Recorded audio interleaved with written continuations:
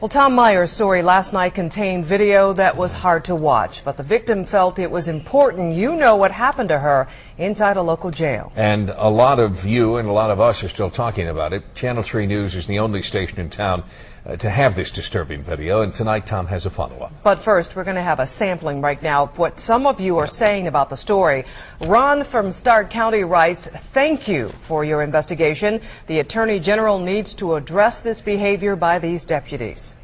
Roger wrote to us and says, "Shame on you for convicting those deputies on the air.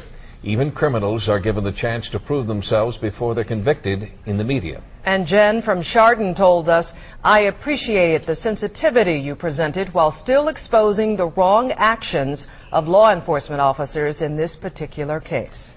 Well, the disturbing video that we showed you last night might not be the only video that was shot in this controversial case. The investigator Tom Meyer has more tonight with part 2 of his exclusive investigation. Why did you decide to talk with me? I don't want this to happen to somebody else. Greg Steffi and his wife Hope are suing the Stark County Sheriff, accusing deputies of using excessive and outrageous force, an allegation the sheriff denies. But Steffi says this video, shot by deputies and obtained by Channel 3 News, speaks for itself. This case got started with a call to 911 for help. Greg's wife was injured when a cousin assaulted her. When she had someone call the Stark County Sheriff, her troubles got worse. A lot worse. They say a deputy was confused when he arrived at the location where the attack occurred. They say he began treating the injured Steffi not as the victim, but as the troublemaker. He proceeded to pick her up off the ground and slam her onto the ground. Oddly enough, the sheriff's dash cam video wasn't turned on when all this was happening. That's a big question. The dash cam wasn't rolling until shortly before Steffi was placed in the back of the officer's squad car. And there's much the Steffi say happens before then and not caught on tape. She can't breathe. She's down face first. He's got all the air out of her. That portion of the video either doesn't exist or wasn't released to Steffi's lawyers. When Steffi is hauled to jail, she says they roughed her up again before they pinned her down on a cell floor and took off all her clothes. Again, the sheriff denies the allegation. But is there even more video missing? We believe there's still videotape out there. Check out jailhouse surveillance video. A deputy's handheld camera appears to be rolling as Steffi was escorted to a cell. Her lawyers never received any of this tape, which might show Steffi knocked to the ground again. They knocked her knees out from behind her, and that she was face first. I'd like to know why they felt it was important to do that.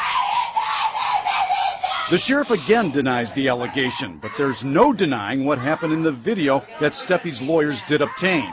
Both male and female deputies inside a cell forcibly removing Steffi's clothes, including her bra and underwear. She was never asked, not once, during any period of time, to take off your clothes, please, that there's a reason why, it was for total humiliation. The Steffis and their lawyers say this is clearly a strip search, and the sheriff has policy for this procedure. I've got the Stark County Sheriff's Department policy on strip searches.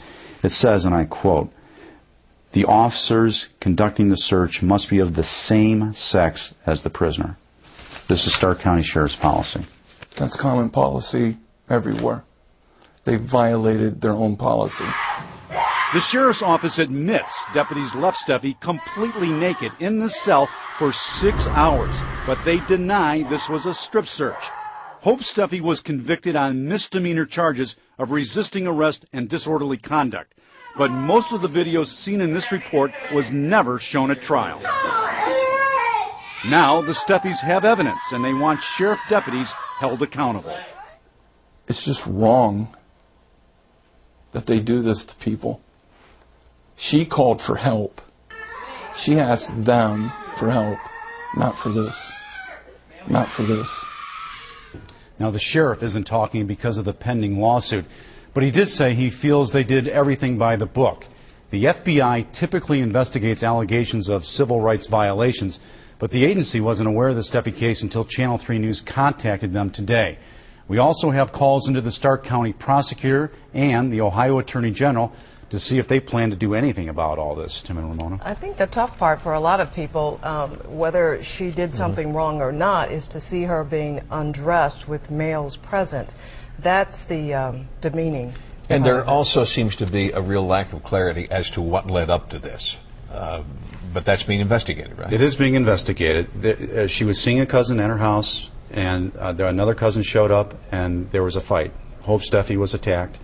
The deputy shows up, and Hope is very distraught, leans on the officer.